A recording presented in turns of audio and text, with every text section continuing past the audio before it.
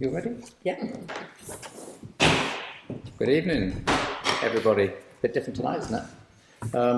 Thank you all for coming. It's our annual meeting of the council. Not an AGM, as some people call it, apparently. So, as previously, you know the order of things. Oh, you didn't bring any sheets with you for public participation? I didn't know, actually, sorry. What? Oh, I did ask if you could print some out, but we have a public participation session. It lasts for 15 minutes and it allows each person to speak for 3 minutes, if they so wish. You can film and you can record if you so wish. In the public participation session, if you would raise your hand, I'll come to you, and then if you can stand up and speak, that would be good, thank you. So first thing on the agenda is election of a chairman.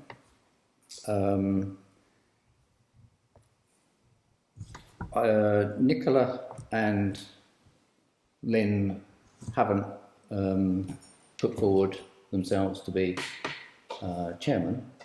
I'm okay to continue with it, so it depends whether have any other nominations for chairman. No. Okay. Propose Jason then? Yeah, second. And I accept. Oh, do you want to vote? All those in favour? Yep. All those in favour then? Okay. Job done. Okay.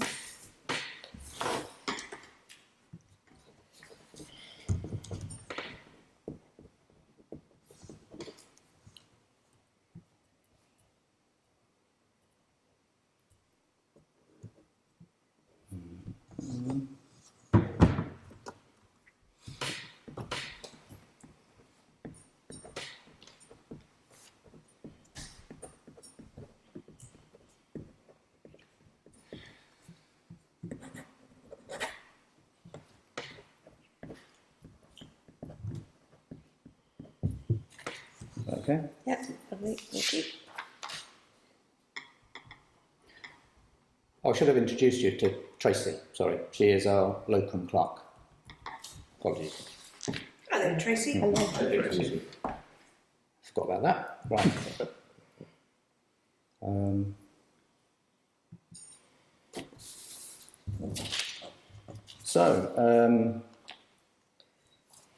To receive apologies for absence and consider approval for reasons given for absence. We have Nicola's absent because of her holiday, which she let us know some time ago. And Lynn Parrott recently gave us apology, saying for family reasons, I believe. Although from what you just said, it sounds like it's more of a birthday party. She's been a bit down and her family's taken her away, so I think it was family reasons. Okay, are we accepting all those? Yeah. Yep. Yeah, okay. Number 4, election of a vice chairman. To receive nominations and elect a vice chairman for the coming year. I know that Nicola has put herself forward to continue being vice chair. Are there any other nominations for vice chair? Did Lynn? I haven't seen. Did Lynn? No, Lynn didn't. No. Lynn didn't. Okay. No. No. No. So, do you want to propose Yeah, I'm Nicola? happy to propose Nicola. Yeah, I'll second. Yeah. All those in favour of Nicola? Unanimous.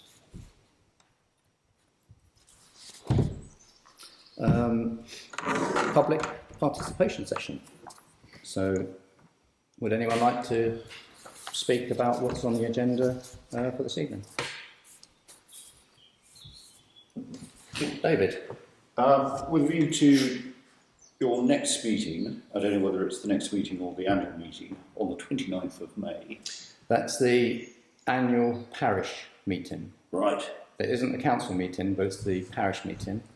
And then the council meeting will be in June. Okay, well, with respect to item number 21 on your agenda, which is your next council meeting, could you please include something about Littleworth Cross, which seems to be going through a particularly bad run of accidents once again? Yeah. I did just see you sent an email, Yeah. didn't you? Yeah.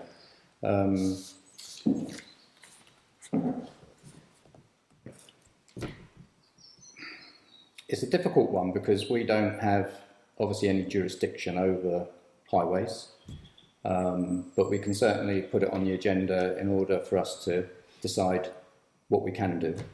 Yep. Well, what I had in mind was putting it on the agenda. Matt Furness will be here, so it's really an opportunity for Matt to say something about it. And also because it's been ventilated in public, then if the Farnham Herald is having a slow news day, it might pick up on the story and help generally put pressure on Mr Furness to come up with a more effective solution than he's managed so far. Yeah. I mean, I don't underestimate his challenge at the Highways Department at all, but obviously the measures in place that have been put in place over the last 5 or 6 years have not mitigated the risk. Lynn sent an email, WhatsApp at the weekend because she was asking about what we can do. Yeah. And within that reply, I did suggest that members of the public should ideally send an email or go to Surrey County Council's website, look at the report it page, find a suitable one of those report it links, and make a report through that, because that will log it on the Surrey system. Also, to then send an email to Matt. Yeah. Because I think you have to remember, Matt is a councillor. He's not on, although he's a member for highways, he's still only a councillor, effectively. Whereas if it's logged on the Surrey County Council system, and I think if they see that they've got lots of these logs coming, or people suggesting there's an issue, Yeah. then you've kind of got a double-pronged approach. No, I think people are going to be better organised about that than they have been. You've logged it online, Laura Chandler's logged it online. I've emailed Matt, Laura's emailed Jeremy Hunt, who's emailed Matt. So there are various That's good. avenues of attack. Yeah, I think the more people that log it, Surrey tend to work on numbers more than anything. Yeah. And the more people that Well, I'm sure do it. a combination of numbers and bad publicity.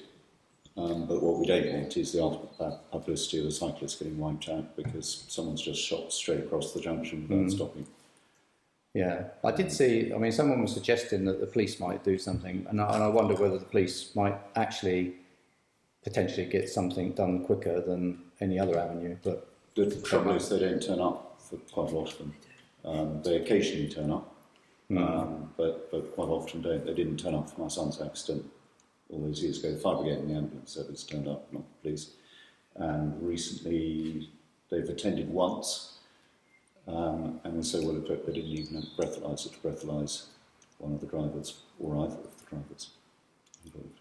yeah, But, well, we can certainly put it on the agenda. We can discuss what we can do and take it from there. And I'm mindful that 6 years ago, when Ollie had his accident, some of the funding for the improved signage came via the Parish Council, albeit from Anna and me.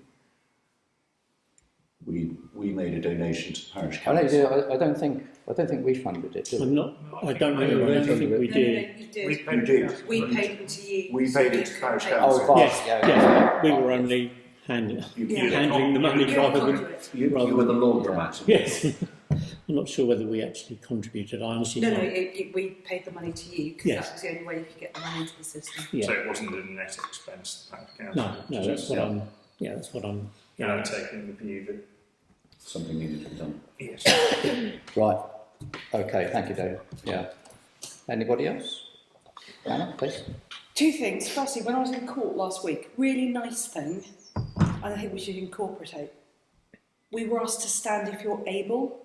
So in terms of our minutes, I know it's slightly off, but I thought that was a really nice way of saying, because we've got to stand up to address the council, I think it should be stand if you're able. I think we do say that on, It does say that in the, on the card, But yeah. I just think that should be recorded in the standing order, just to make it nice and a little bit more inclusive, just as a general overarching point. Second thing, item 16, Wood Lane. There is some concern for residents down in Seal about what is supposed to be achieved by that motion this evening. We've been speaking to Jeremy Hunt, who's very, very keen that we do preserve that area of land as something of an asset for the village, but I appreciate entirely that there are obviously costs and benefits, and whether there could be a working committee or a subcommittee that has got more members from Seal, because obviously Lynn can't represent on that bit because she lives next door to it, so she is obviously and quite rightly out of it. But we have a working committee with Seal members to look at how that land might be used and to look at all the options that you've raised in terms of costs of fencing, costs of maintenance, costs of monetary costs, but also look at the wider benefits that might be in place for keeping that piece of land in play. So for the people who are in the nursery, the children are in the village, as a community space, as a reflective space, because the War Memorial is lovely, but it would be nice to have a nicer space to reflect, because obviously you're on the middle of a junction that can get quite noisy. So whether we need to think about that piece of land in a more community asset-based basis, and to do that, to get a working committee to take the pressure off the Parish Council to start garnering those views.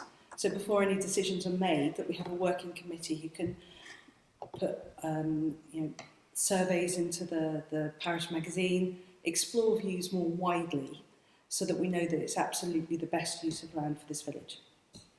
Mm-hmm.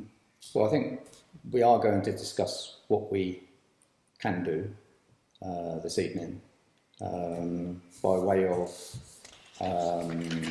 It's more the way that we go about garnering those views and very much asking that we have a subcommittee before any views or decisions are taken, so that we make sure we've got the whole village views on this. Well, that is obviously for us to discuss this evening. The first, number one, is about consult with the wider community. So that is... It's just from the way that it was expressed, it ends with making decisions. If the decision is how we consult, and then decisions are down the line, then that's fine. But I'm just suggesting that we need to have the consultation before we make any decisions. It ends on community consultation, legal advice and cost assessments. It doesn't end on decisions. That's fine, as long as we're going to have the consultation, and then the working committee should also be looking at what advice needs to be garnered in terms of looking at, I would suggest, the costs that we need. The motions have to be written, Understood. as far as I'm aware, so that if I've written the motion, I have to tell members what I expect of that motion. So I expect there to be a vote on whether we keep it and what has been decided on how we keep it, or do we dispose of it? Because I think ultimately there's two options, but keeping it is varied on what might become of it, or dispose of it is it's a clear cut, yes, we dispose of it. So the motion sets out that I'm expecting members to ultimately vote, but I do say, as Andrew said, that we are looking to consult with the community and all those other things that we need to do. We are where we are there because of a series of actions and inactions. So we have to make a decision one way or the other going forward. But I see it as it being it's going to have to be a multi-pronged approach to work out ultimately what happens with it. And I think all I'm saying is I think it would be very useful if that multi-pronged approach was explored by using a working committee or a subcommittee as this council felt fit.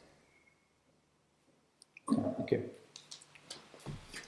Sorry, the only other thing I've been asked to say by people who can't be here is that it would be a mistake to think that it's either keep it or dispose of it to the Hampton Estate, who I'm not naming with any sort of animus behind it, but they're obviously an obvious third-party bidder, but it would be a mistake to approach this issue on the basis that they might be only people who put in a bid.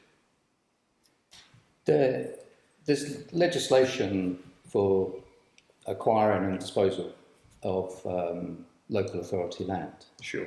and that land should be valued and to determine its market value, Yeah. as I understand.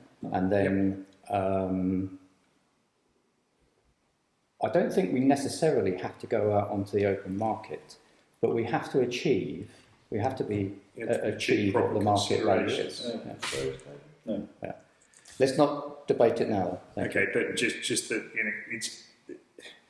it's obviously easy to approach this on the basis that either we keep it or the Hampton Estate acquires it, and those are the only options. But Why would you think that the Hampton Estate, disposing it to the Hampton Estate, would be the only option, the only other option? no, I said the obvious option, not the only option. Why would it be obvious?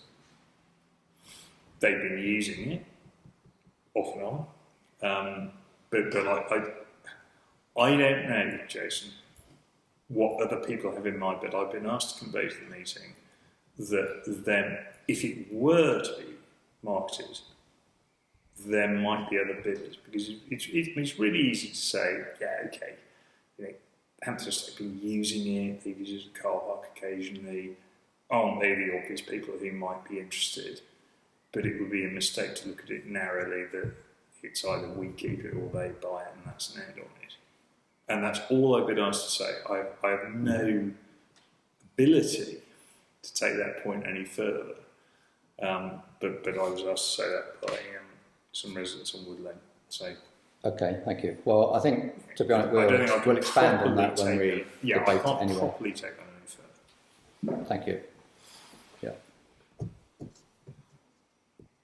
Okay. Jay, could I use my last 30 seconds? You've already spoken, David, but go on, since Thank you there's very much. nobody else. And Liz Dorker, did you want to say anything? No. Nothing to say. Just two things on that.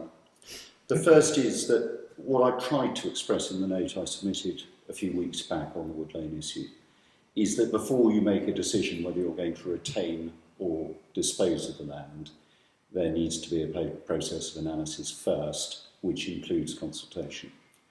Rather than making a decision in principle, tonight we're going to sell the land or dispose of it before you've fully informed yourself of the pros and cons. So the suggestion of a working group to put together, to seek out views, pull together the potential options, and then to inform you as a body so you can make an informed decision is something which I would invite you to consider. The second is the statutory requirement is to achieve best consideration. It doesn't talk about the best price, it talks about the best consideration. And the best consideration... We don't have to get into semantics, do we? No, we're not. Right now. No, it is absolutely not semantics. It is not the best consideration. Parliament has used, it could have said the best price. Hasn't said the best price, it said the best consideration. Best consideration may not be the best price. It will be what is the best consideration for the community as a whole, which is disposing of the asset. So there will be other factors other than purely monetary factors which determine what is the best consideration that you can get for that land. Selling it for a shilling, coupled with restrictive covenants, might well be the best consideration you get, rather than selling it for £5,000 for somebody who's going to use it as a ransom strip, create a lot of discord in the community, with a view then to seeing whether they can engineer a development of the land in due course. So those are considerations, small c, which need to be taken into account. And it's not purely about money. It's the best consideration viewed holistically.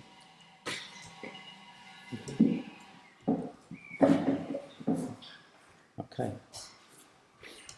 All done then. Thank you for that. Evening, Sally. Hey, Sally? Sally, this is Tracy. Hi, Tracy. Our Nice local to clerk. meet you. Sally's our Guildford Borough Councillor. Sorry. 2 parish councils before. Well, you're earlier than what you said. I thought I was doing Okay, so declaration number 6, declaration of non-pecuniary interest in accordance with the Parish Council's Code of Conduct. Any of those? No. I do have an interest in the planning item 15 due to Yeah. friendship on that one, Okay. so I won't comment on that one. Declaration of disclosable pecuniary interests by councillors on any of the agenda items below. Any of those? No.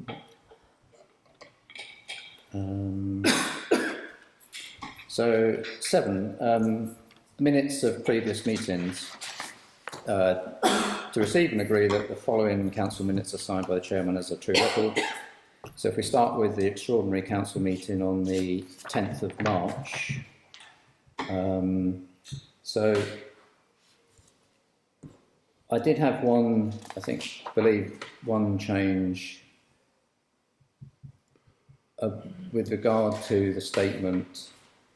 The chairman explained that the documents the PC were seeking to approve were based on the NOUT documents. However, a small section of the public refused to accept this. I believe that we should change it to the were based on the NOUT model documents, full stop. So that the reason for refusal was not that they were model documents. That would be my suggestion. Do you have any? Do you want to see those in?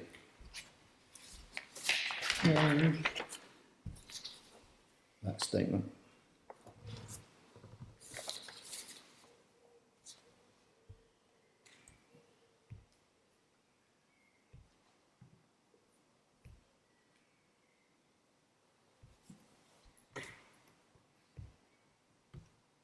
I'd agree, yeah, I'm fine with that. Yeah, Yeah. okay. Yeah. Yeah, I take your point. Mm. Yeah, I agree. It's already stated why the public decided to say what they said. Yeah. Do I need to sign these that they're not accurate? Yeah, that's what happens is you initially sign them now because you agree the rest of the minutes, and then those amendments go into the next set of minutes. So in the minutes that I'm producing, I'll record what the amendments to those minutes were. Okay, yeah. So just initial the front page. Initials on the back page.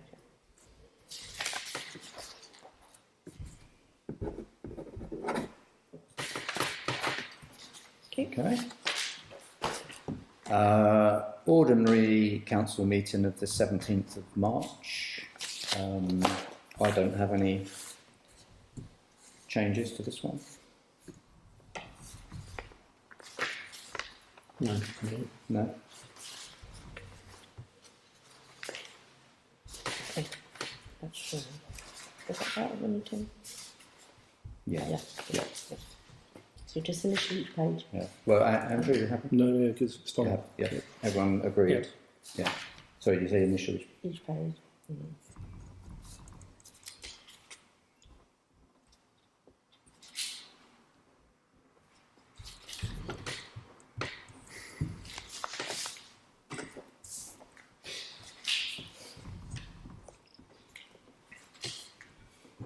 He obviously went mad on this one. Yeah.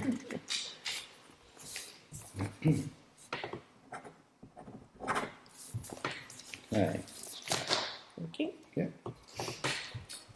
And then extraordinary meeting of the 17th of April.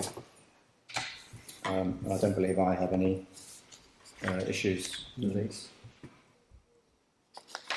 no, okay. Okay. And happy? Good. Okay, we'll agreed for those.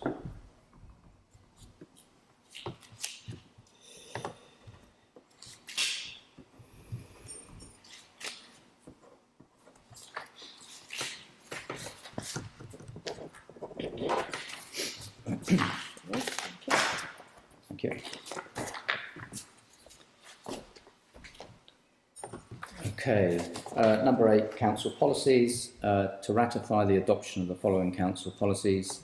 A is the standing orders. To amend standing orders number 18C to increase to £30,000 to align with the financial regulations. So this is a new update. And also standing orders 9B and D regarding motion timings, and standing orders 25AI regarding instructions, just to allow more timing for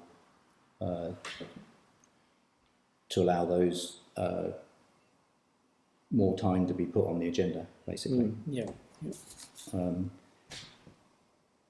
Any? No comments on those. Do you need to vote on that? Or can we just agree? Vote that you. Vote. So all those in favour that we're happy with those standing orders? Yeah. Then the new financial regulations. So NAUC updated these again this year in line with government changes. Yeah, public procurement. Yeah. So this is just to adopt those changes to those documents. Any issues? No. All those in favour? So all three. Okay. Insurance policy review. To review the council's insurance policy. Well, this was renewed. Was it earlier in the year? So it's not something that we can make any changes to right now, but we review it when it comes up for renewal anyway, don't we? Yes. So I don't see there's any issue. So all those in favour that we're happy that the insurance documents are in place? All three? Yeah. So number 10, appointments of committees and working groups. So the first one, staffing committee. So this is just really to ratify what we agreed at the last meeting. So it will be myself, Nicola Collett, Ian Brown and Andrew Jackson. Are we all still happy to do that? Yeah. So it's agreed. The War Memorial Working Group. So I put myself forward. The Royal British Legion have put forward Neil Holmes, and Mr. Simon Howarth there has put himself forward as well. So there'll be three on that working group.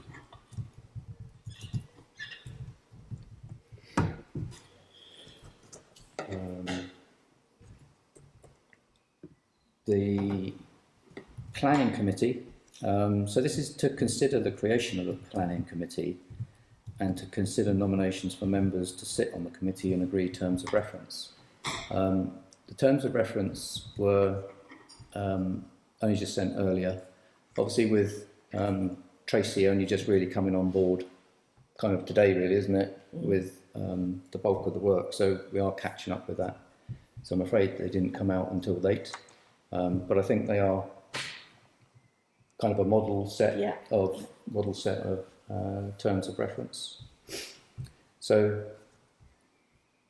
are we in agreement that having a planning committee is the right way forward?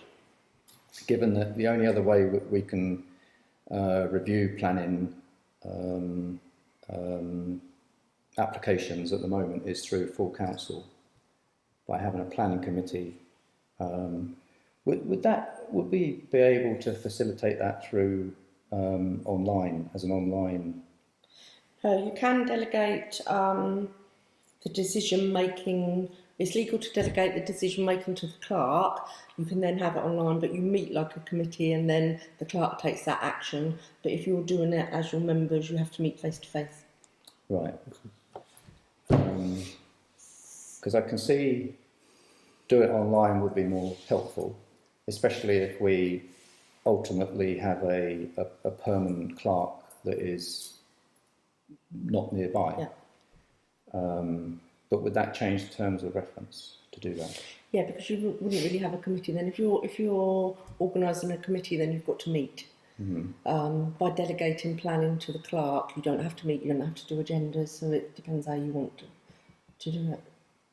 I think we would want to consider plan applications ourselves, wouldn't we, rather than delegate it To a committee, To a clerk. to a clerk. to a clerk. Oh yes, yes, yeah, Yeah. yeah. So I think, well, initially then we go on the basis that we have a committee face. that would have individuals meet at then, members meet. Can I just ask, and from your experience, with planning, we have and I don't know whether Sally knows, but I can't remember. We don't have a very long time in which to respond to the application to provide comments, and I have a feeling that is 10 days. Got something like that, or 2 weeks, yeah. Yeah. So we're going to be almost meeting weekly to address every application. Sorry, a week after any application is received by us, which could end up as a weekly meeting, which is going to be very onerous. Should have full agendas and minutes. Do you not get an 8-week turnaround period? No, it's 2. It's actually reduced. I think hasn't it's it? it's reduced to 2. Reduced from 4 to 2, didn't it, Yeah, last year? We're right. It used to be 6 weeks, Yeah. Sure. but Guildford have turned it down to, I believe, 2. Yeah, From I think it's recollection. 2. What some councils do is, if it fits in line with your monthly council meeting, take your planning to there. But then if you find that a planning application's come through and you haven't got the time, then you call a planning meeting to cover it.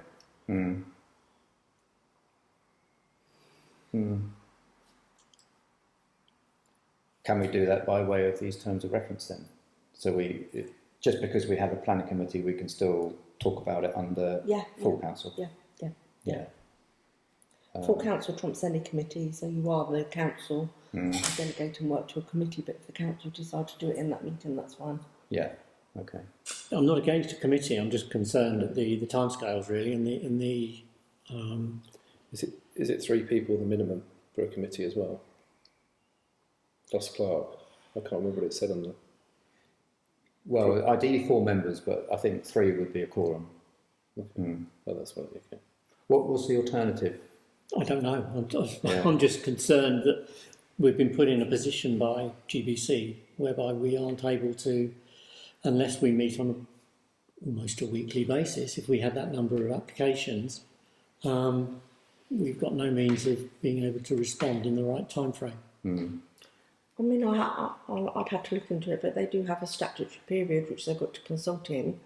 So, they should give you a necessary length of time. If not, you could ask for an extension of time. Well, I think we need to find out that timescale. I'll try and do it now. wasn't it 21 I days? thought it was 2 weeks. Whatever the length of time is, it would be probably difficult to meet. We're not going to meet every week, or probably every 2 weeks.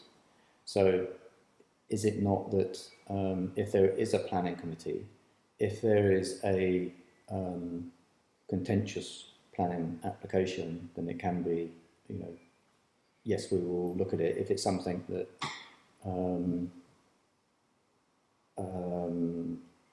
isn't seen to be that way, then a meeting isn't called. If it happens to fall within You would have to define Council that. meeting. Though. I was going to You have to say, define that, though, won't you? So any comment is valid. I'd maybe start by having it as part of the meeting, and then if it gets too onerous as part of the meeting, we will have to meet. The main council meeting, and then bring off a committee, because we haven't had that many this year, have we? In comparison to a previous. not this year, no, but So yeah, but if it does explode, maybe we need to relook at having a committee. But we have to accept that we're not going to be able to, if my suggestion of 2 weeks is right, if we're not going to be able to respond to a number, even though we feel we should or could. well, it would be up to the chair of the committee or 2 members of the committee to call a meeting if they felt it was necessary to do so. So you wouldn't have to call a meeting if it wasn't. Not necessary. Yeah. But you still have to have a committee. That's the point. Yes. Yeah. Yeah. Yeah. So do we have a committee? You're suggesting we do have a committee. No, I'm suggesting we should deal with it within the meeting, if we can. But if the volume gets too much to deal with in the meeting, the problem is we don't meet enough, do we, to justify the. Well, no. No, I mean, the clerk has to make a decision. My concern is July, nothing in August till September. So we've got an 8-week period there, and over Christmas, and over Easter. It's 21 days. I've just checked on the books. Yeah, I thought we'd done 21 days Yeah. consultation period. But it's still not So, long enough for some Get in one tomorrow. between really. dates. Yeah. So can I ask another slightly connected but separate question? Should we think about it a little bit in the context of the neighbourhood plan as well? Because we're going to have at some point a templated kind of, or more guidance, more local guidance to consider some of these planning applications in.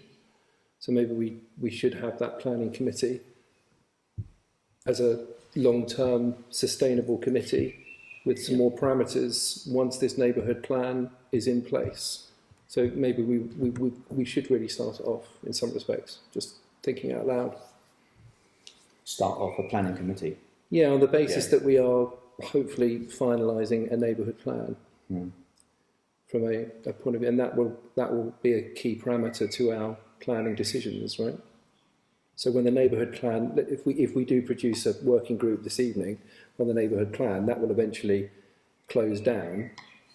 Yeah. Because it's Well, only one- there to deliver the neighbourhood Yeah. plan, presumably, and then we move that into a planning committee. So in some respects, we should really be meeting, because that, despite all the things that have happened in the last few months, that is still a huge priority.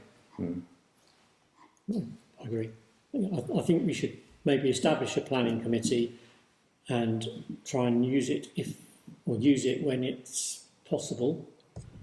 If we can get the people together to meet in the time frame.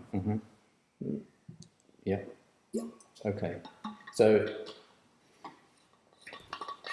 we agree on creating a committee. Yeah. Yes. So we have nominations then for being on the committee. So I have Lynn has said yes, and I believe Nicola has said yes. She said yes to the neighbourhood plan, I think, Did she? and the staffing, but not planning. I don't think. So many emails. No, I've got it here. Have you got It it? does just say staffing committee and neighbourhood plan Okay. committee and vice chairman. Yeah. So Councillor Parrott has nominated herself for the planning committee. Any other? Yeah, I'll put myself forward. Any? Yeah.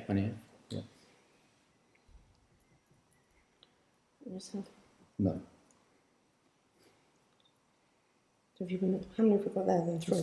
Three. We need 4. Do we have to have 4? We change the terms of reference. Yeah. What's you going to have 3 as your membership? What's your call it going to be? It's going to be a third of the committee.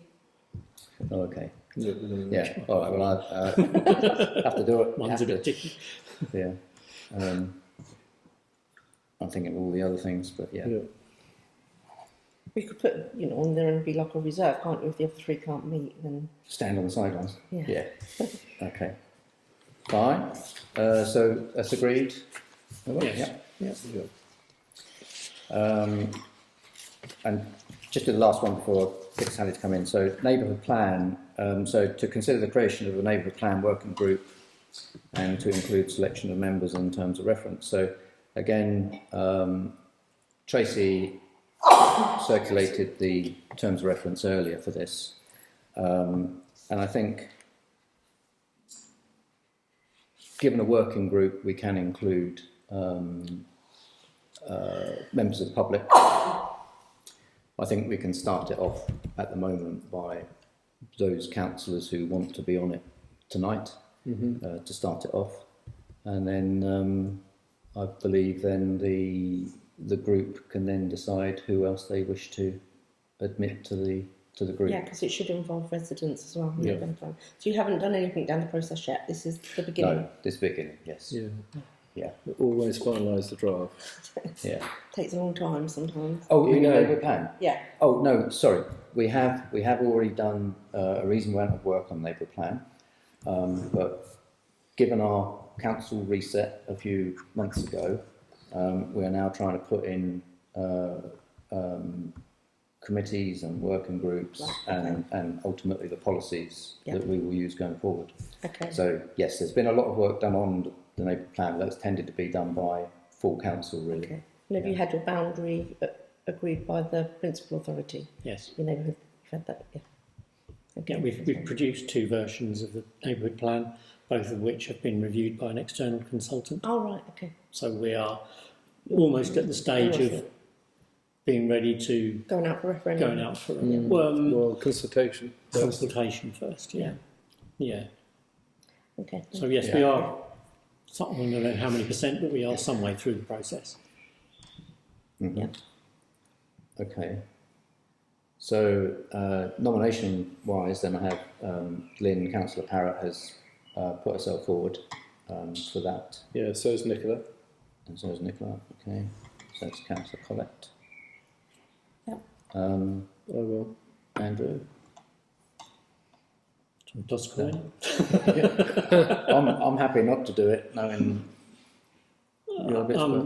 Yeah, I'm happy to. Yeah. I'll You are quite knowledgeable on it. You Yeah. know what has gone before, whereas I'm We not don't. as up to speed. But yeah. okay. Yes. Yeah. Yeah. Okay. So Ian Brown. Ian Brown. Yeah. And then you're going to do consultation and invite residents to join that working group. Yes. Yeah, I think the I think we working group should. I think that's the working group should decide that. But I think Yeah. Yeah. my vote would be to bring people on. Yeah. Definitely. Yeah. Yeah. We've had interest in the past from residents, but we've not had the mechanisms to really get those residents involved in it. So Yeah. yeah. Okay.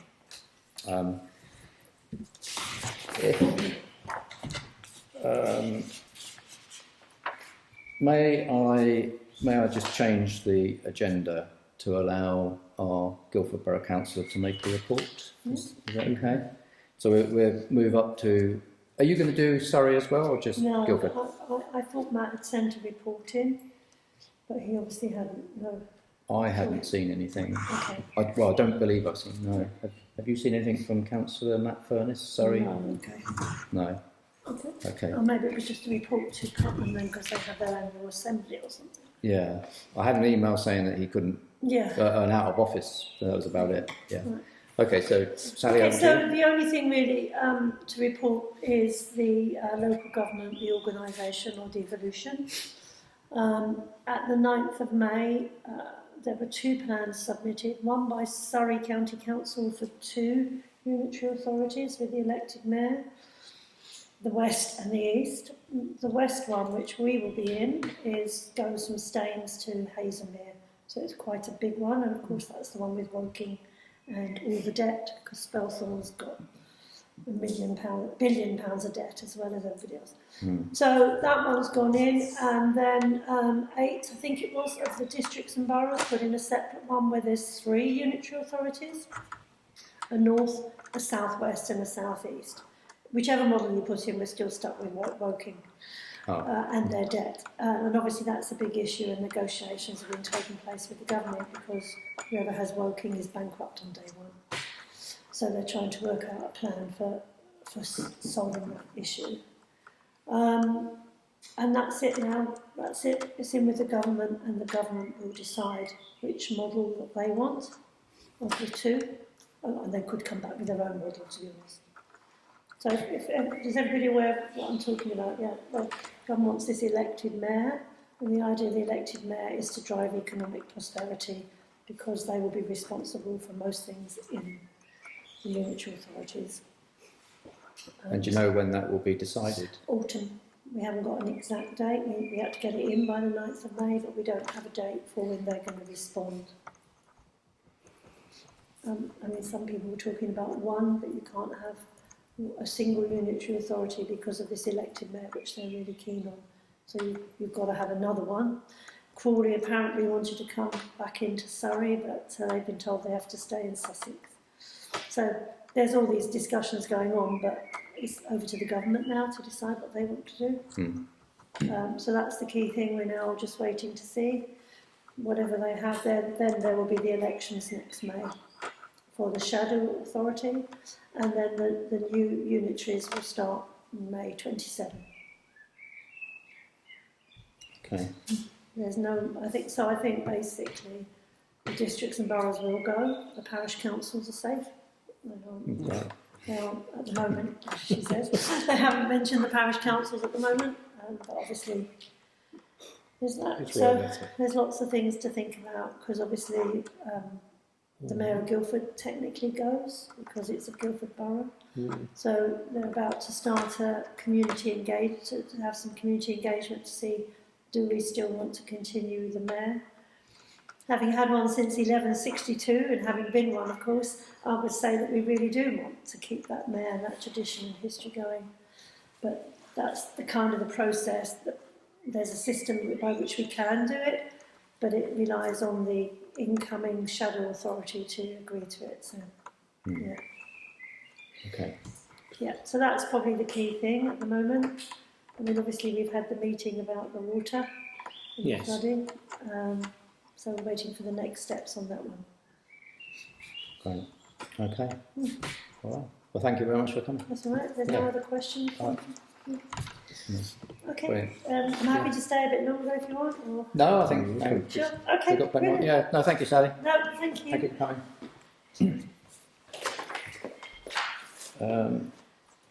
Okay, so we go back to item number 11, the internal audit. So to receive and note the internal audit report for 24/25 financial year, and also to receive and approve the annual governance statement for 24/25 if completed. I think you did complete that in the end. He did complete it, but we didn't circulate it, so that's going to be brought to the June meeting. Okay, right. So I circulated the internal audit report, so it's just noted. Yeah. But the accounts will be brought to the next meeting to be signed off. Okay. So that just gets left where it is at the moment. Yeah. Yeah.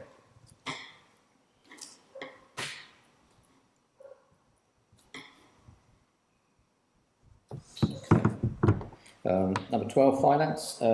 To receive a list of payments to be tabled at the meeting for approval. List to be signed off. Was there any issues with finance list? No.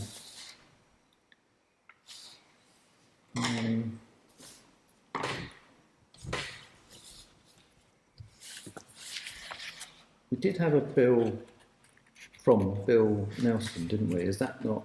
That's not on here.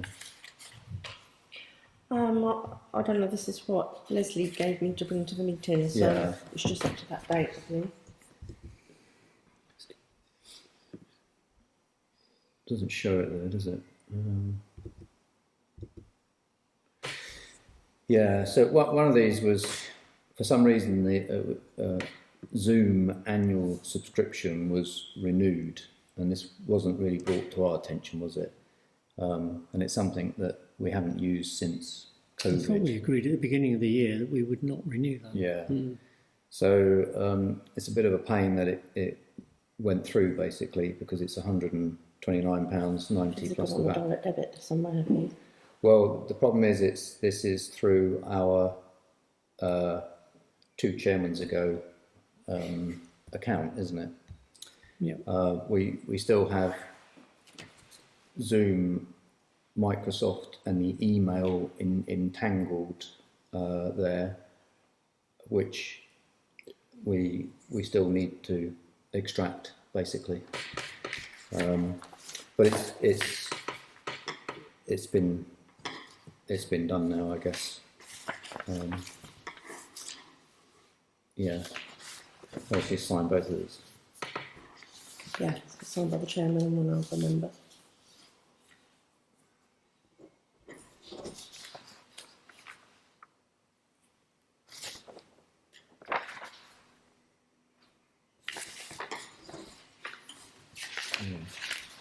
Sorry. So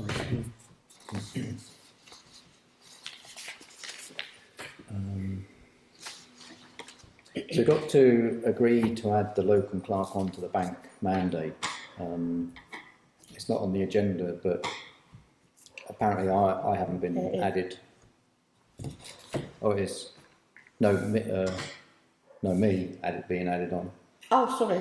But at the moment, so I believe Ian is a signatory and Nicola is a signatory. Thank you. Leslie said that only you've got a card and card reader, and she. I have. I don't know Yeah. whether Nicola has or not. Yeah, we're unclear on whether Nicola has. So quite obviously, we need to have more people that have access if necessary. But obviously, we need to allow Tracy to be on the mandate to deal with the bank. So I won't be a signatory as such, but it's so that I can talk to the bank, basically.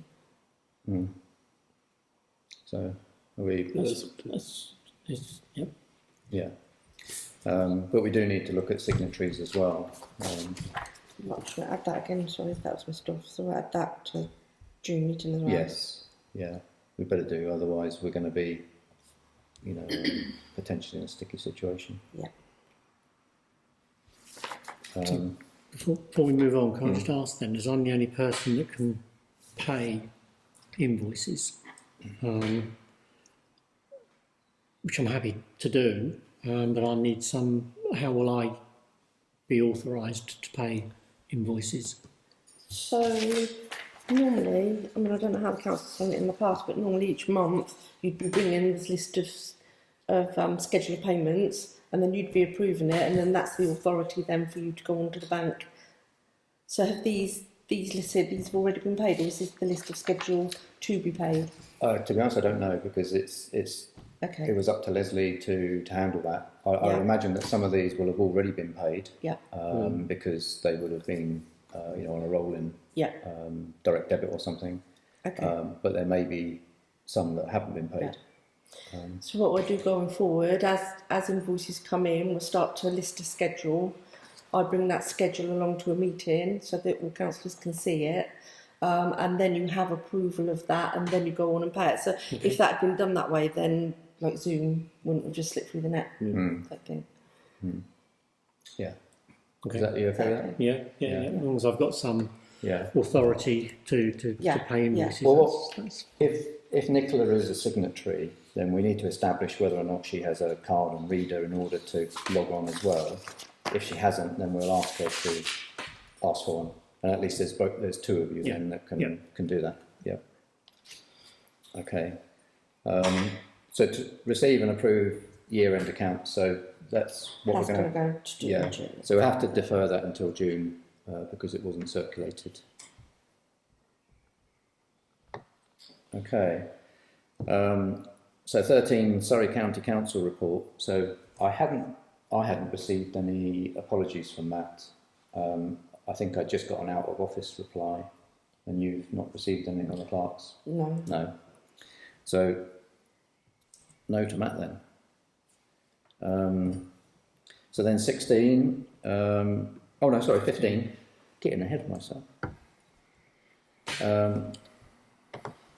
So with myself, with an interest in this particular plan application, I believe we will be in court, and therefore we can't comment. No. So we can't comment on this application. So we will have to. Do I need to can make a either ask for an resolution? extension for you until your next meeting, or we can just send it back and say there was no comment. What do we want to do? Next meeting is not for another 5 weeks, is it?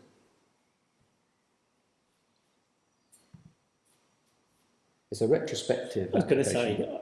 say, essentially I have no objections other than the design and access statement is not correct as produced. However, it is a retrospective extension to the rear of a of a garage, which has already been built. The garage was approved, the extended end of the garage was not approved, therefore they're seeking retrospective planning approval. Can we ask for an extension? Yeah. Is that because then if we ask for an extension, if they approve it, maybe at the next meeting there'll be more councillors here, Yeah. and that can then be decided Yeah. without my involvement. Well, I can't involve. Is that okay? Yeah. I mean, it actually would set precedent if they do give us an extension, which would be quite good. Okay. So then, 16. So it's the future use and potential disposal of parish-owned land at Wood Lane. The Parish Council owns a 0.2 of an acre parcel of land at Wood Lane, which has been informally used by the adjacent landowner for grazing due to the absence of fencing. The land remains inaccessible to the public. The council previously considered and rejected a request from the original landowner to return the land under the Critchell Down rules, determining that the rules did not apply. Some residents have opposed the possibility of disposal, citing concerns over potential development and loss of grazing. If the land is retained, the council would need to invest in fencing, access improvements and formalising legal access rights for the adjacent landowner, with ongoing maintenance costs funded through the parish precept.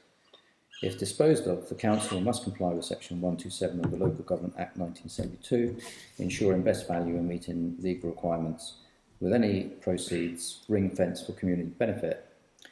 The council will decide whether to retain or dispose of the land, including approving next steps for community consultation, legal advice and cost assessments. So I'm proposing this motion. Do I have a seconder? Yeah. So Andrew seconds. So if I can just say, before I ask the other councillors,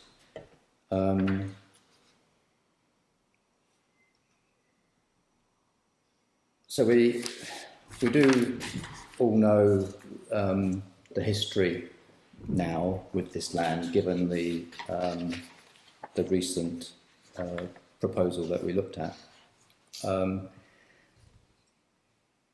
And I think it is incumbent on us to do what we can to look at what is best for the whole community. And through that, we do that with consultation with the community. And that does have to be as wide as possible. But I think we have to be mindful of making sure it doesn't cost the council too much in order to do the consultation.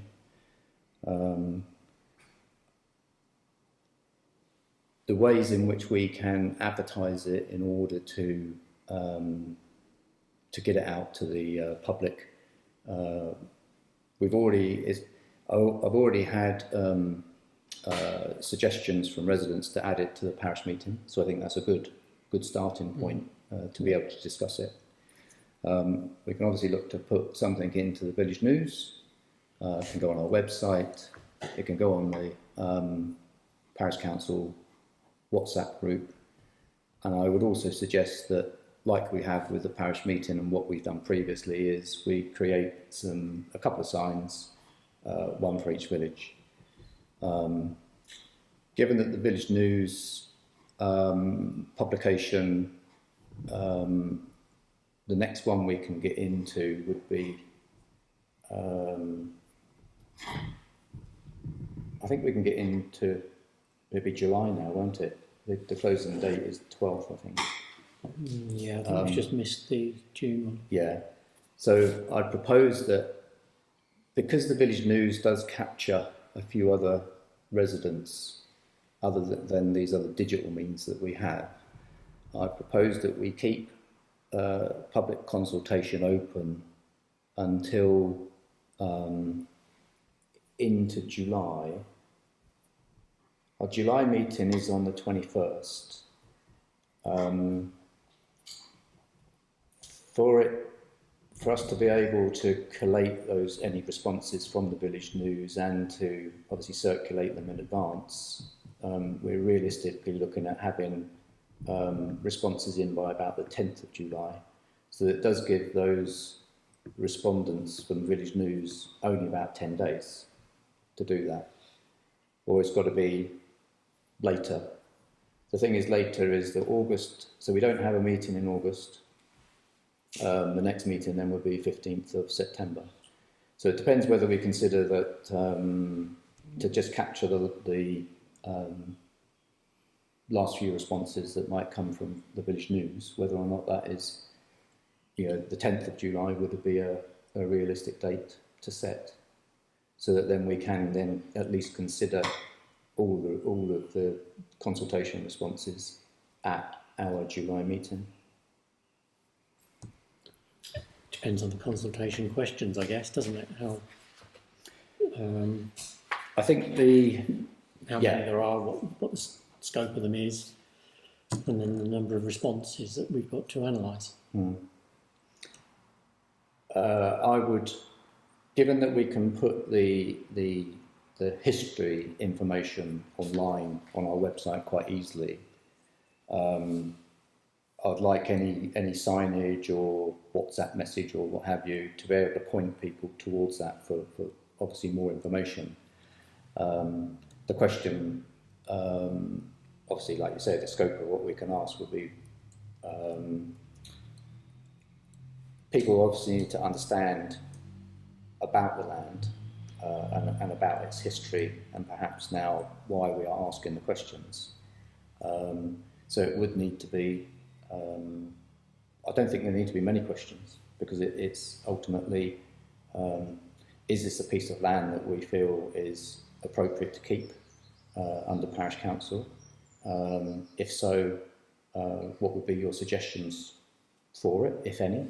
Either it can be a yes, we should keep it, or yes, I have some suggestions for it, or no, I don't think we should keep it. I don't think it needs to be, people can, through suggestions, can obviously offer as much information as they deem fit, and then we can review those as they come in. And obviously what we get from the parish meeting, we'll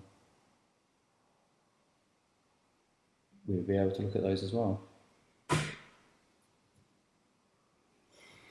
So from a consultation, it's how far and deep we want to go with that. I don't think if from that consultation we would even be able to make a decision in September, because, for example, yes, we keep it, so okay, what are we going to do with it? And we maybe could give some ideas, but we have no idea whether that's going to be £1, £100, £1,000, or way beyond our precept. So we can't just say, yes, we'll keep it, and we want to turn it into a wildlife area, because that can have initial costs and ongoing costs, and we won't have time to. I wouldn't suggest. I wouldn't think. I think this will be an item that will stay on the agenda. I'm not considering that whether it's in July or September meeting, that will be the meeting at which we decide. So we've got to get to a point where we say, are we going to keep it or are we going to dispose of it? So if it is a point where we are considering keeping it, or there's a particular option that we might look at, looking at more closely, then that's when we can say, okay, well, let's now cost that particular proposal, and again, it will just have to sit on the agenda. I mean, we've got around the consultation, we should still be looking at the cost of legal advice for formalising the access rights for the adjacent owner, and in fact who it can and cannot be sold to, whether those are issues that we need to determine. Land agent advice potentially regarding terms of disposal, what costs there might be involved with that, what advertising that would require and what costs that would attract. Surveyor estimates. So we obviously need to demarcate the land that we have because it isn't at the moment. So that would be in looking at the actual fencing off between our land and Hampton Estates land, and calculating the correct size, obviously, from it, because the 0.2 of an acre is obviously an approximate size. We need to look at cost estimates if we were to keep it in one sense, as in how we might improve it, given that it's been used for grazing.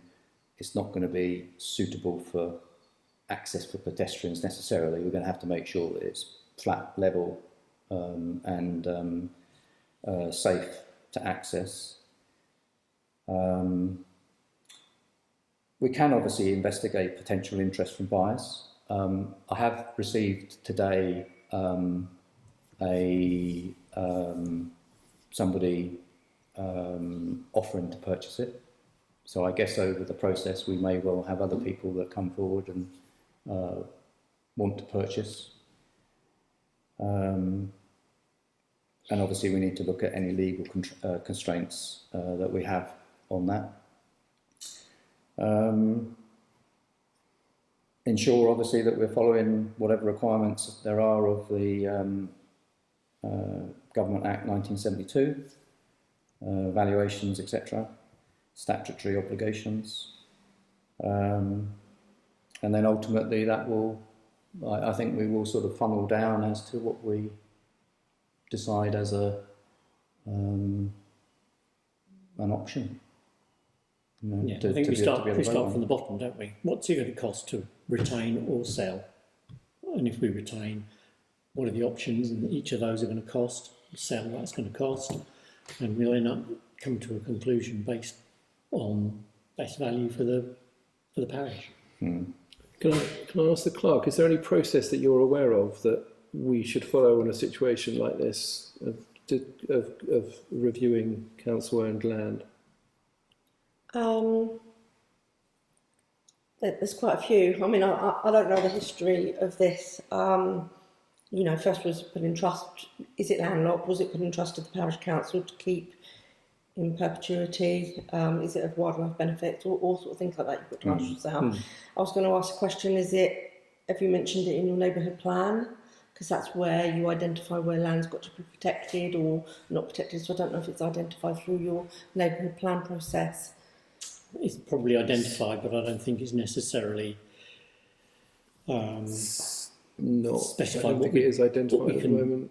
It may be there as maybe it's mentioned. It's one of the council assets, but I don't think it's an asset for a purpose. It's just an asset. Well, I mean, it's certainly something that now I'm aware of it, I'll have a look and advise.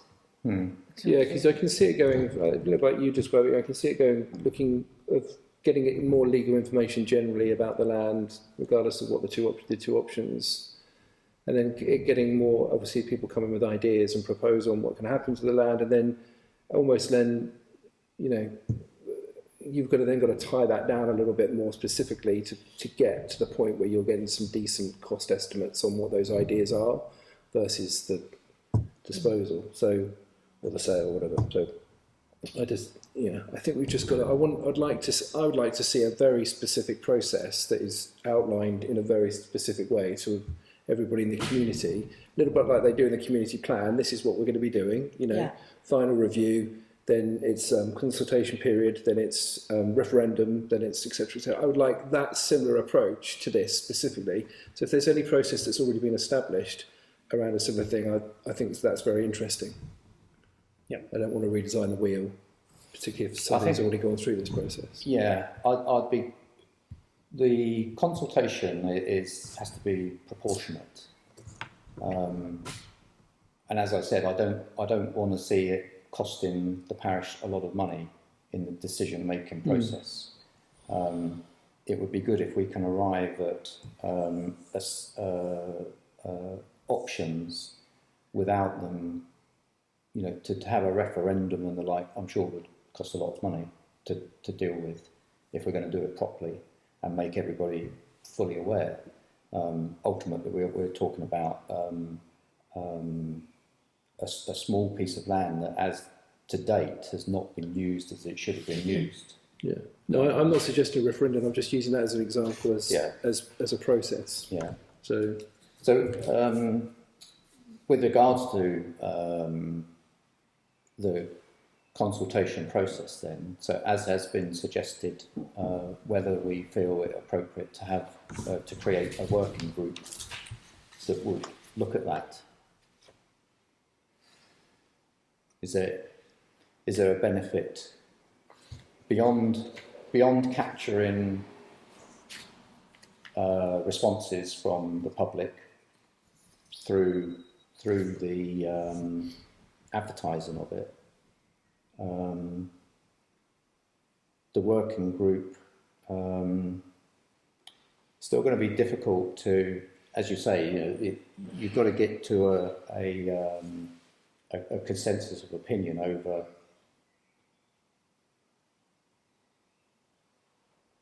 what is the way forward with a working group. I'm sure would more than likely consist of those that want to do something with it than dispose of it. So they would have to get to a point to suggest that yes, we will keep it. Potentially, though, they could come to a conclusion that it isn't viable to keep. We do have to consider the whole parish. What ultimately we're leaving a legacy going forward for everyone else in the parish to pay for if it is kept. At the moment, you know, we've got away with it not costing the parish money so far, but circumstances have changed for one reason or another. So we now have to consider we have to consider the covenants. The covenants do say that it has to be open space, although you know law on open space isn't overly clear. But it is something that ultimately, if we maintain or if we keep, we are going to have to make it open space. yeah, I would. Well, that's very specific, but I would say what we've got to agree going forward is what is the consultation going to look like, what are the questions going to be, how long is it going to last, and what formats. I think when we get that consultation back, there might be a very good reason to set up a working group that's maybe representative of the consultation, which probably will have different options on it, and which is more likely to be keep, I think, than unless you've got lots of people who want to buy it. Then, you know, but I don't know how you'd put together a working group fairly before you'd get any kind of feedback.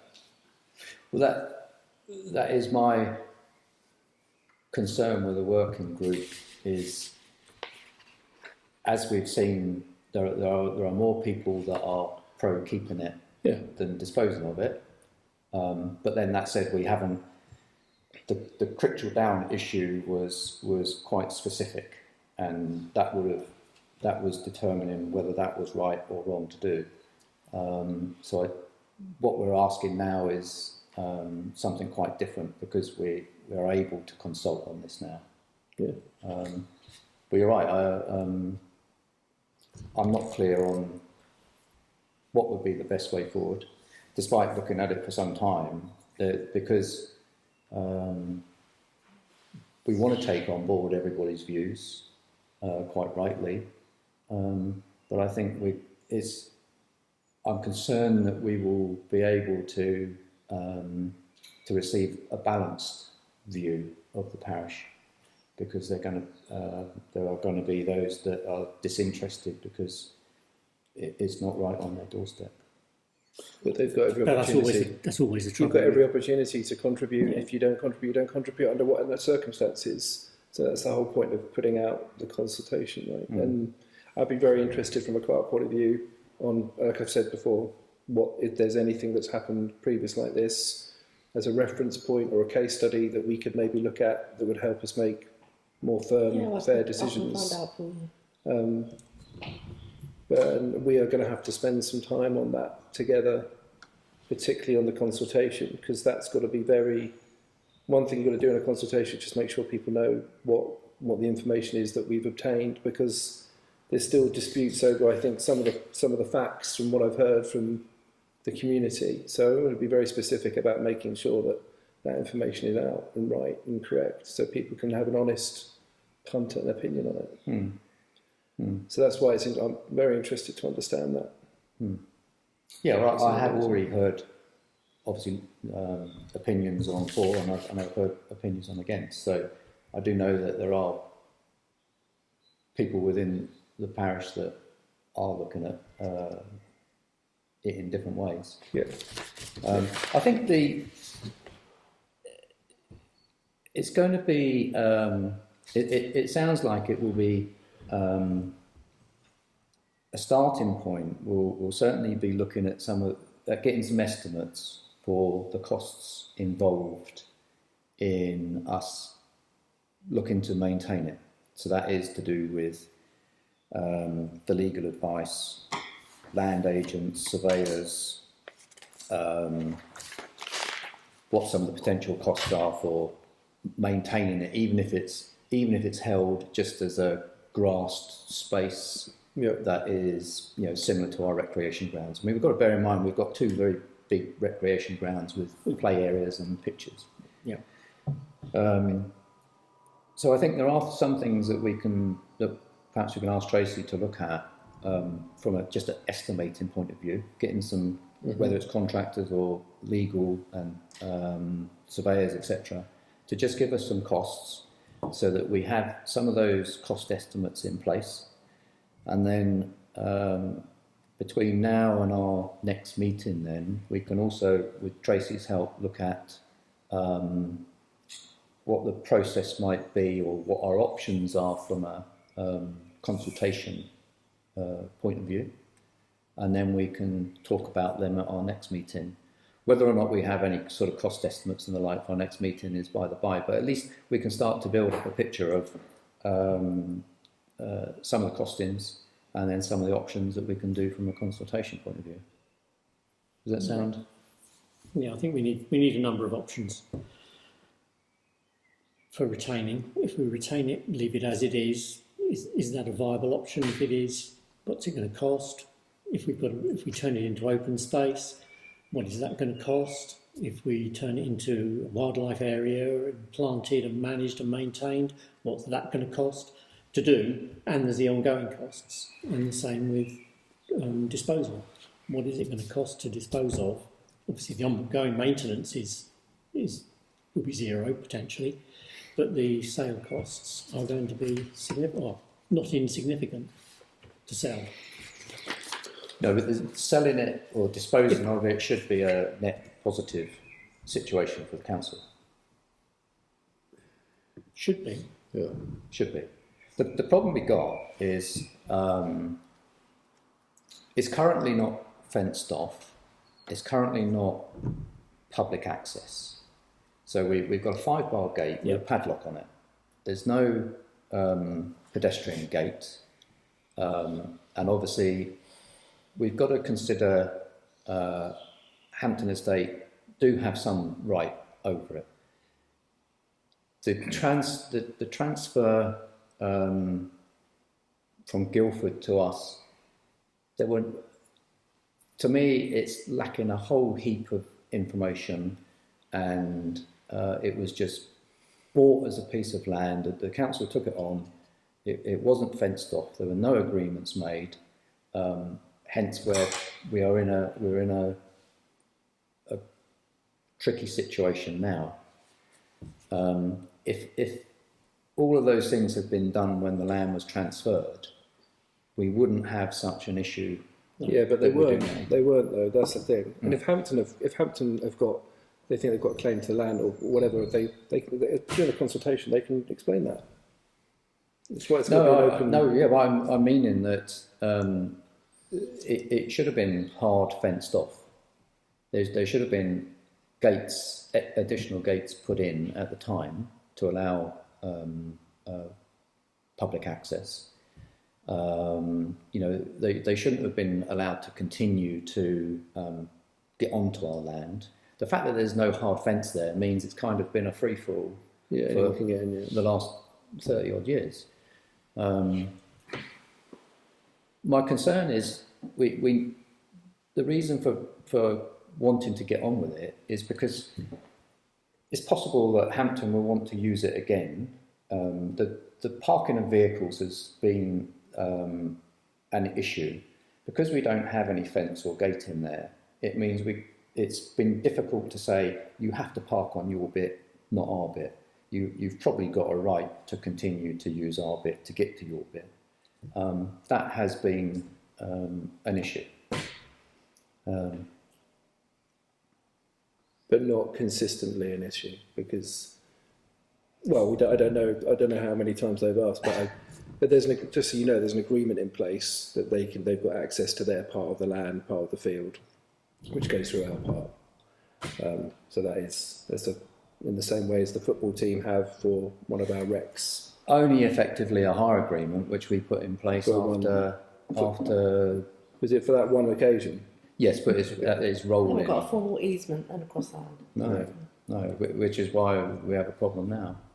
And we have residents complain about their use of the land, and because we have none of these formal agreements in place, it's then difficult to be able to establish what to do there. Hence why we need to get on and do it. The fact that there's the covenant there that says it has to be an open space, and it currently isn't, then that's at the back of my mind as well. We've got to honour those. We can't suggest that we can have one rule for one and one for another. So, shall we go forward then? We'll obviously leave it on the agenda. We'll look at the options for consultation, but we'll also look into the costs for doing these various things that I've discussed. Yep. Yeah. So we can agree to do that and leave it on the agenda. Is that okay? Yep. You'll be able to forward to me all like the documentation and things, and then I can start to investigate. I sent you. To be honest, we only had the transfer report. Just got the transfer. That's it. There's no other documentation on it. No, not to my knowledge. Can I just ask, is any of your land designated? Are you within? You're not a national park, can you? National landscape. Pardon? It's national landscape. National landscape. Yeah. And here is a conservation area. And it's in a conservation. This land is in a conservation area. Yes. Yes. Yeah. Okay. Okay. Yeah, the whole parish is in what was AONB, so Surrey Hills National Landscape, AGLV landscape, area of great landscape value, greenbelt. So it's well protected. Okay. Move on. Yeah. Yes. So 17. Recreation grounds and Seal Pavilion. So use of Seal and Sands recreation grounds for youth football. To receive and consider projected usage information from Ash United Youth Football Club, and to determine appropriate charges for the use of recreation grounds. As in previous years, negotiations regarding usage and charges are anticipated. Therefore, members are asked to agree a scale of usage and fee limits within which the clerk and chairman may finalise arrangements with AUFC to secure use of facilities for the forthcoming season. So I did send to you that they're anticipating far fewer matches to be played. So we were at 117 matches at Sands, 117 matches at Seal, both on Saturdays, and then around 52, five sides on a Sunday, so for their Litland, so they are charged less for that. they're considering knocking the Sunday matches on the head and reducing the games on Saturday to around 50 matches. So we're looking at obviously more than 50% drop. We do have, we have given, long-term booking discounts previously. We can obviously reduce that amount of discount that we give them. I think they have had 20% before. So it's really looking at, I've given you some costs, various costs for local parish councils and clubs to give you an idea of where they are. So I think we can probably look to charge a little bit more than what we've looked at on the spreadsheet that I sent you. Yeah. So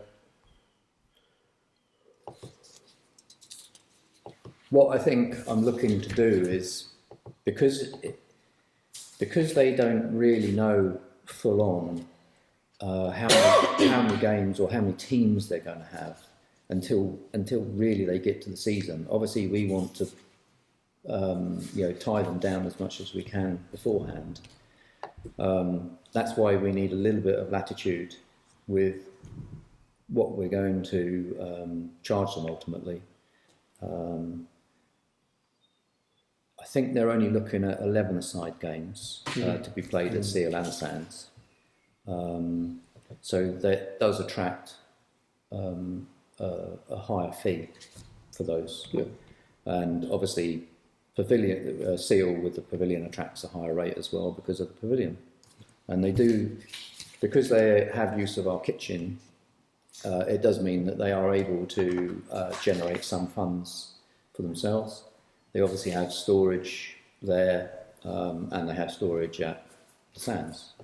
So it is, although that said, we don't provide nets and line marking and the like. So that's why there is a consideration that we knock off some money because they do their own line marking and provide their own nets. So really, where are we thinking that we want to? If we let's look at 50 games as they've suggested, I think that's probably the best solution. And then when they know a bit more, if they want to increase it, they seriously underused those 117 games that they suggested this year. They seriously underused those. In fact, they were suggesting that they only used around 55, 56 games roughly. They also, as we will get onto, they didn't use Seal for a few weekends because of the issue with the drainage. So we've got a double whammy. We're looking at a reduced amount of games, and they are complaining of sorts because of the drainage, which is fair point, and it's been something that I've tried to look at over the last year, but obviously got waylaid.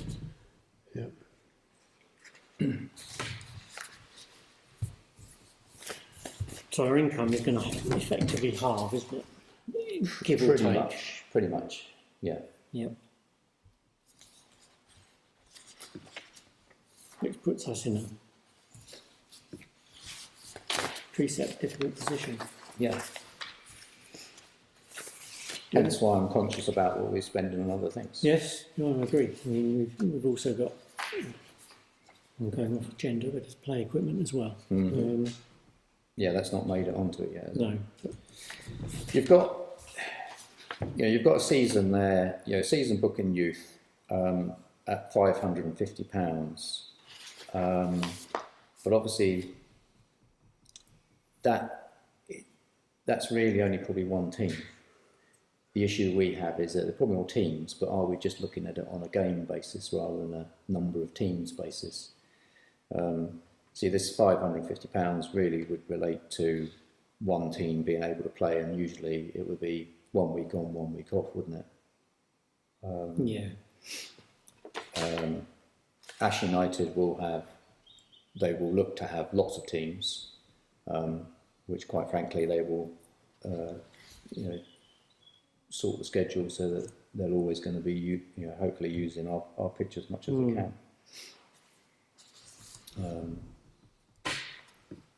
I'm kind of thinking that we can look at the costs that we did last year and reduce the block booking discount that we give them, because obviously it's far fewer matches now that they're considering. There's a potential to uplift what we're charging. See, at Sands, 11 aside, we were charging at £31.50, whereas you've got various. Obviously, this isn't block booking, but you've got various other sites that are charging from £60 £30 for pitch only, £40, £22.36. I mean, it varies so wildly. There's one need to be reminded of the costs of grass cutting and some things like that. I can't quite remember what that is. I can double check on previous things, but just what our costs are associated to. Well, the charge we made to them last year, which was the best ever, was £7,995. That's what we brought in, and I got a feeling that our maintenance grass cutting was not far off that, wasn't it? We weren't. It wasn't like we were making lots of money out of it at all. Yeah, wasn't it about 700 a pitch? You don't have the accounts, do you? What we do. We'll have to double check. I don't have that on here. Well, it's what we pay out is kind of it doesn't have any bearing what we're able potentially to charge them. Do they still want to use both Seal and Sands? Yes. Right, okay. Yeah. So they still have use of the pavilion. So the charges for the Seal games are obviously less than what we charge for the Seal. Yeah. Because we have charged 35, 40, £44.50 per game at Seal, because Seal includes the pavilion. £9.50 charge for pavilion actually does accord with what some others are charging, roughly. The problem is no one's really got, all these different recreation grounds and pitches are all quite different to what we have facility-wise. But we need to increase the price anyway, regardless. And they've got a final figure of what they think they will use in the next season. Not a final figure, no. Okay. This is the problem. We can't really set it in stone completely, because they won't know until they get to much closer to the start of the season, when they know how many teams they can raise. Hence why I think we can only go on that. Currently their estimation is 50 games per pitch. So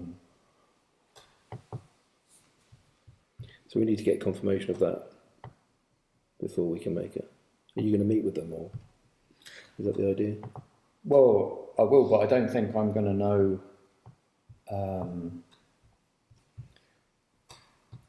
I'm not going to know anytime soon.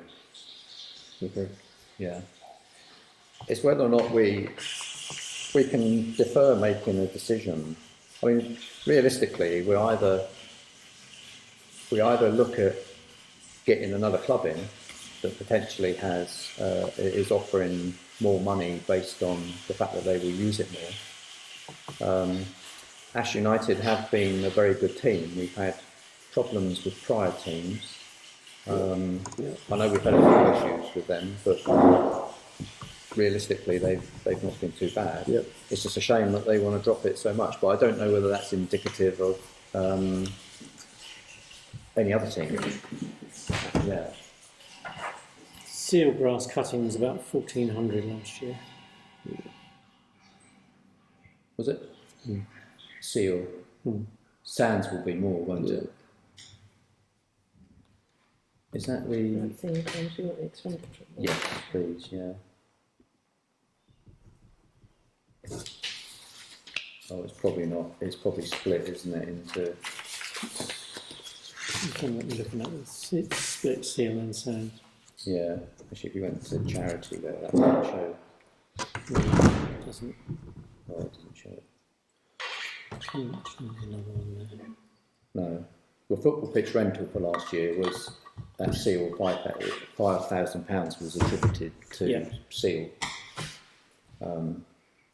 That's the income. The income, yeah. And you think, yeah, 1,400 or so for the So I missed one, 1,600. 16, yeah. And sands But that would be doesn't. higher. That doesn't include any maintenance man who does do work tidying up after them, clearing their mess out of the pavilion, etc., Yeah. etc. Yeah, So can we defer a decision then? Or until they've given us some more information? Maybe we get the costs looked at for the flooding of to get the seal ground sorted out? I think the whatever we decide to do with the drainage, we can't charge them for those but costs. At least we'd understand what the cost would be to at least have a pitch which we could maximise people using, rather than them not using it. Well, they we only can't. want, they only want to use it once a week. Sorry, 1 day a week, weekend, don't they? Yes, well, So we have the option of a second team on the other day. Yeah, yeah. You need to sort out the pitch. We have that, and currently the contract for them includes they can use just seal, for training Tuesday nights and Thursday nights, but only for about 3 months. A particular 3 months, isn't it? So we don't necessarily have to withdraw it, but it means we can keep the price higher, because they have that option. The issue before about having another team, say on a Sunday, depends what state they leave the pavilion in on a Saturday as to whether that's acceptable for the Sunday.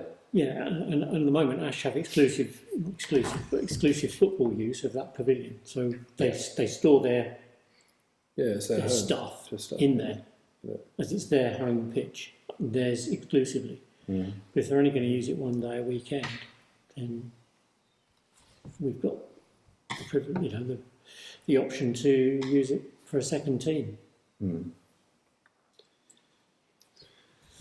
which they wouldn't like. But No, I think we could end up causing ourselves a lot of grief trying to manage yeah, 2 teams potentially, whilst we obviously want to maximise what we can receive from the ground, but at the same time it'd probably be easier to manage a second team at Sands than it would use at Seal with the pavilion, wouldn't it? I think they should pay a premium for having Seal as an exclusive pitch. They do pay more for it. Yeah. Well, we can defer it, but I think what we'll need to do in between now and the next meeting is talk amongst ourselves to look at these other costs, and then at the meeting agree on where we think our costs should sit. Because I think it's I think this is a really good indication of what other people are doing. But for me, it's just, if it rains a lot, it's seal out, right? So fundamentally you can have in a pavilion and do whatever, but if it's raining and you can't play football, then it's out. So what's the cost of fixing that? We don't have to do it, we just need to find out what the cost is. So we need 2 or 3 quotes on that, which I think we had. Didn't we get quotes on that? no, I've 2 got years ago? one quote. That's as far as we got with it. Right, okay, so I would look at, it's whether or not we can look at specialist companies that can come out and evaluate what needs to be done. There's a land drain there at the moment, but basically it's now full up with mud. Yeah.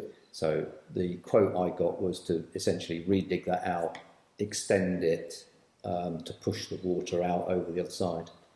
But I don't know if that is So yeah, best practice. because that is making us a bit of money. Mm. So we want to retain the use of that, and then maybe increase the use of sands, and then go back to them with an increased cost on what their projection currently is, because it isn't what it was last year. Mm.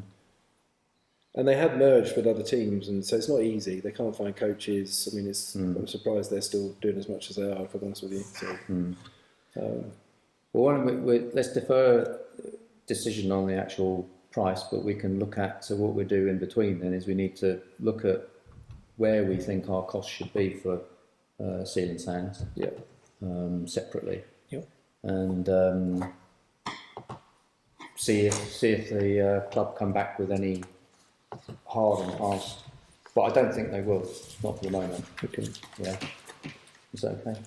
We've got these references. Have Have you got these? So, yeah, well I can copy, yeah, I'll We'll send forward it. them to you. So 17B, drainage at Seal Recreation Ground Football Club, football pitch rather, to consider practical options to reduce flooding in the northeast area of the football pitch. AUFC have advised that the playability of the pitch has been compromised over a 2-month period due to flooding, requiring use of alternative pitches at additional cost.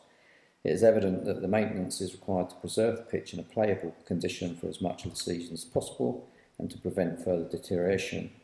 Members are asked to agree on a preferred course of action. So, for me, the obvious course of action is we have to obtain quotes at whatever the experts think is required for alleviating the situation. Yeah. I don't know what you've got any. That's it, isn't it? Yeah. We're We're not experts in. No, we've got to do something about it. It's not Yeah. acceptable Yeah. the way it is. Yeah, the football, not the football association. The other one, which AUFC are part of, do have sort of affiliated contractors and suppliers. I can probably give you some links to that, and I wonder whether is that something you're able to look at. Yeah. And it may be that we'll have to involve, because you're obviously not local, whether we involve members that might be able to meet with them if necessary. Hopefully we give them the right information, they can, and I can help you with that, you know, we can make a plan. Yeah. Hopefully they can come assess it themselves. Yeah. And then come back to you. Hopefully they don't need anyone else to be there on site. But Yeah. we can see what they say. Is that okay? So, yeah. So are we to agree that we'll do that and Yeah. keep it open? Yeah. Good. 17C, addition of an electrical socket at Seal Pavilion to receive and consider an offer from a qualified AUFC member to install an additional electrical socket in the pavilion kitchen. The work will be carried out free of charge, although that is labour only, with only the material costs incurred, which are expected to be minimal. The additional socket is intended to eliminate the need for an extension cable currently used for the fridge, thereby improving the safety. Members are asked to agree whether to accept this offer. So this is, for whatever reason, there's no socket in a space where you might expect to put a fridge. And they currently are running an extension lead around to that area. I got them to improve the situation by making it longer and being able to hide the plug and socket out of the way. But the fact that they've given us this offer, so they do have a qualified electrician. They would need access to our electrical distribution room. So it would be something that we would have to arrange with them, and possibly Steve, our maintenance guy, he may be able to coordinate that somehow. You need to get a copy of his public liability insurance. Yeah. And Yeah. a copy of his certificate. And the certificate. So just PL, yeah. We would need a certificate at the end of it, wouldn't we? You know, Then- we'd need an installation certificate at the end of it. Yeah. Yeah. electrical safety. Okay. So we can ask them then if he can provide a certificate at the end of the works, and he Yeah. can provide his profit and loss, P&L. P&L insurance, yeah, public liability insurance. If he can do that, are we in agreement? We can. Yeah, It's saving us some. it's not acceptable the way No. it's better. It's better than it was, but it's not right. Yeah. As you should. Okay. Okay. So we agree to take that forward. Yep. Yeah. Yeah. Okay. So we can leave it on the agenda and see how it pans out, basically. Yeah. 17D, condition of seal and sands play areas. So further to some apparatus on the seal recreation ground failing and evidence of some equipment at the sands showing deterioration, councillors to consider the option to close sections of both play areas until a professional assessment on safety can be made possible. Can be made. Possible 20-week delay. I believe that's less now, isn't it? Around potentially eight weeks before we have something. So, and or to appoint contractors to make repairs at the earliest convenience. So we had a cross-member fail, didn't we, at Seal? So that piece of equipment is cordoned off. I think yourself and Nicola did look at the sands. I think we've probably got different opinions on its longevity, still, those pieces. I know that Steve, our maintenance guy, did jump up and down on those pieces of equipment and didn't see the crack expanding anymore. I kind of did something similar and I couldn't see it. Obviously we're not experts, we do need an expert opinion. Do you have annual hospital inspections? Yeah. Yeah. So the last inspection, I think everything was okay, wasn't Yeah. it? Yeah. But we have had a very wet winter. Yeah.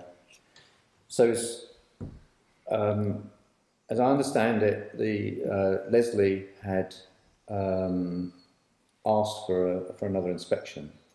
That was where the 20-week delay was coming from. I believe that's now more like potentially 8 weeks. Yeah, Nicola said she thought it was more 8 weeks now. Yeah. So, I would suggest before we do anything further is, I think Steve, our maintenance guy, is on the case with checking these as much as he can on a weekly basis. We obviously need to keep the piece of equipment in seal cordoned off. Yeah. And hope that, well, because they actually said between 0 and 8 weeks, didn't they, for the inspection? Yeah. So it could be that we could get the inspection quite soon, and then we can obviously take their recommendations as to what needs to be done going forward. So my view is we don't cordon off anymore, but what do you think? Well, the trouble is, we're not, as you say, we're not the experts. We could throw tape around everything, which would cordon everything off, because we don't know.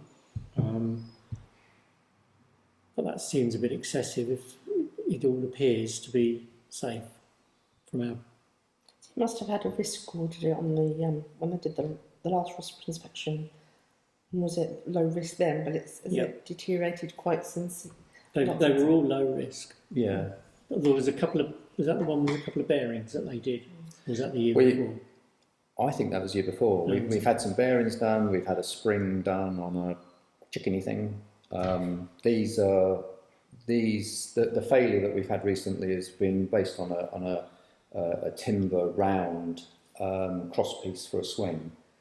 I have my suspicions that it's actually for younger children, and I believe there were older children that were using it, and it's excessive weight. Yeah, it's excessive weight basically that has probably forced that to break earlier than it should have done. So, yeah.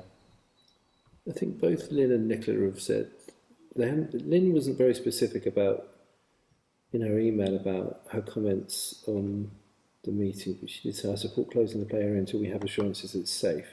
Should make it a priority effort to replace equipment if necessary, if closed over the summer months. And Nicola was fairly similar. Probably says, Seals and Sounds play equipment, further correspondence confirms inspection will happen in approximately 8 weeks. I'm concerned about the budget, should it be done? But I'd be on the side of caution here to protect the public. So I think if it's, we don't know what it's going to be, but I think we should set the ball in motion of getting it inspected again. And call them off. We've got. When do we get a date of when we're going to come, or do they not do that? Well, no. Well, this is it. It's between 0 and 8 weeks. That's the final correspondence we've had. Apparently, it's only one piece in each playground, isn't it? Or is it? Yeah. As I say, the piece in Seal is cordoned off anyway, so it can't be used. Yeah. But there are other pieces there that were installed at the same time. The equipment at Sands, as I say, my view is it seems okay, and Steve's view was it seems okay, but as we say, we're not experts. Ian was concerned that Ian and Nicola were concerned that cracks were there. Again, I guess if you get somebody on it, admittedly, it is a different type of kit, though, isn't it? Yeah. But nevertheless, I'm sure someone could still be injured if it breaks. Yeah, I mean, I would err on the side of caution. That's going to make us even more popular. So, okay, well, I'll ask Steve then to cordon that. I can tell you which piece of equipment it is, and we'll just ask him to cordon it off for a moment until it's been inspected. Yeah. So obviously we'll keep that on the agenda as an ongoing item. Yeah. Agreed? Yep.